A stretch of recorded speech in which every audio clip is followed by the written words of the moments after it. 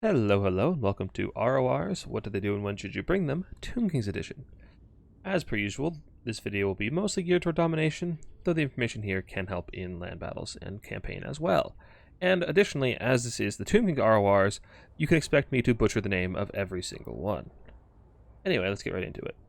First off, we've got King Nekesh's Scorpion Legion, ROR Spears.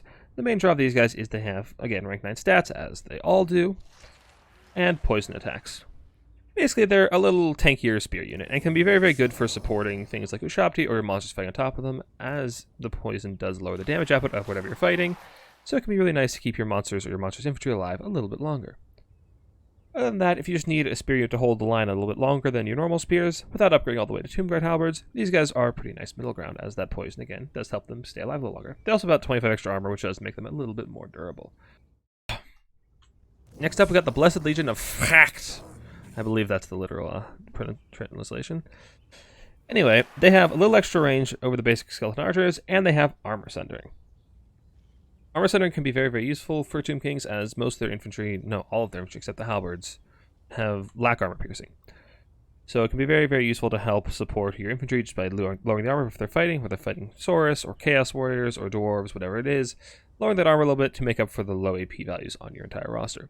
Additionally, they can be combined with other archers to actually focus fire down large armored monsters with reasonable effectiveness. That said, they're not a very big powerhouse missile unit on their own. Their missile strength is quite low for their price point. They cost around 700, and their missile strength only 17. So on their own, they're not a huge DPS threat, but combined with other units, they can do quite a bit of work with that armor centering. Next, we have the Kepper Guard, the ROR Tomb Guard.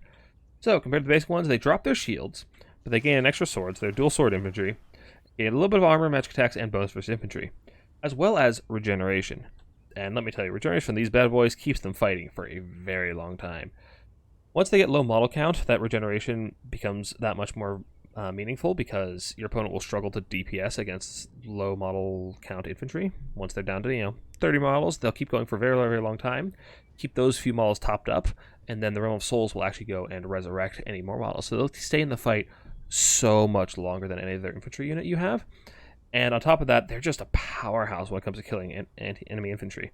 Specifically lightly armored, they don't have a ton of AP anymore, but they can still do decently well against armor. So if you need infantry killing power, if you need some kind of elite infantry unit to actually come and kill things, look no further than the Kepper Guard. They are well worth their price if you need to kill infantry.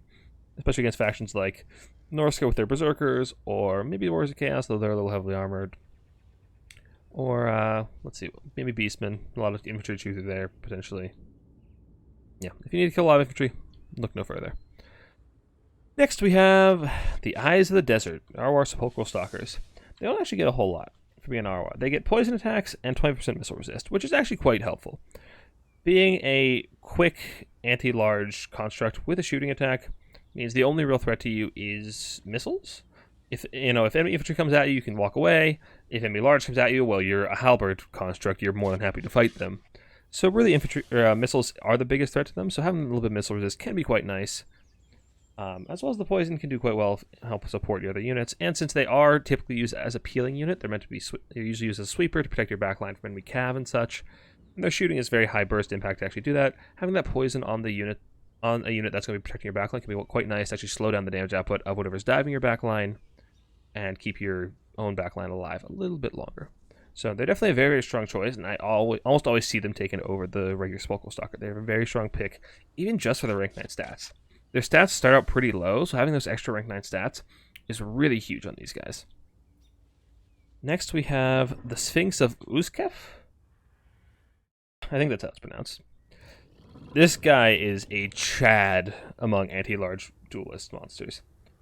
Massive stats, and then for being an ROR, he just gets flaming attacks, magic attacks, and flame resistance. Flame resistance isn't super relevant, but flaming attacks and magic attacks are very, very useful in large single entity duels.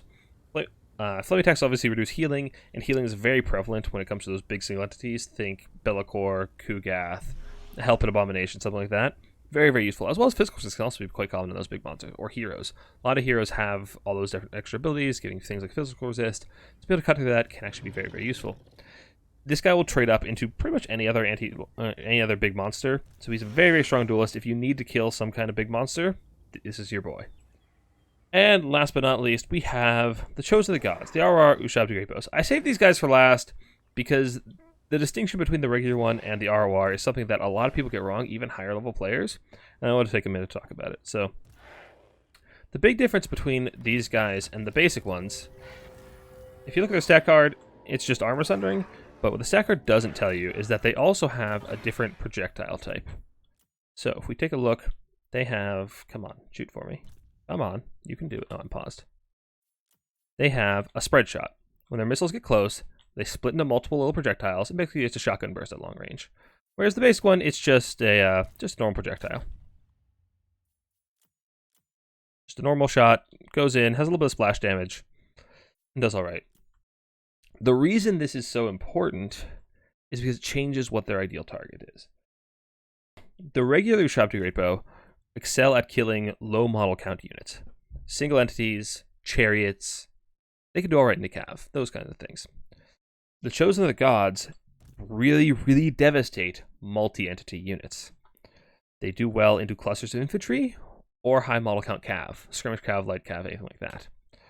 It's a very, very important difference, and I've seen even high-level players make this mistake about this distinction. Actually, they're doing a terrible job of killing these clan rats, which is kind of surprising. They usually like to shoot elite targets, although that goes for both Ushabti Great Bows. So, elite infantry, elite cavalry, they can tear apart armored cav very, very quickly, or heavily armored infantry can do quite well against it as well. So yeah, these guys, multi-entities, these guys for low model count. High model count, low model count. Thank you for coming to my TED Talk. And thank you for watching this video. If you liked it or found it helpful, please drop a like. If you have requests about future content, what things you want me to cover, please drop it in the comments. I'll love to hear it. As well as if you're willing to subscribe, I'd really appreciate it. We got a lot more content coming down the tube, so there's a lot more to look forward to in this channel. Thank you so much. I will see you guys next time.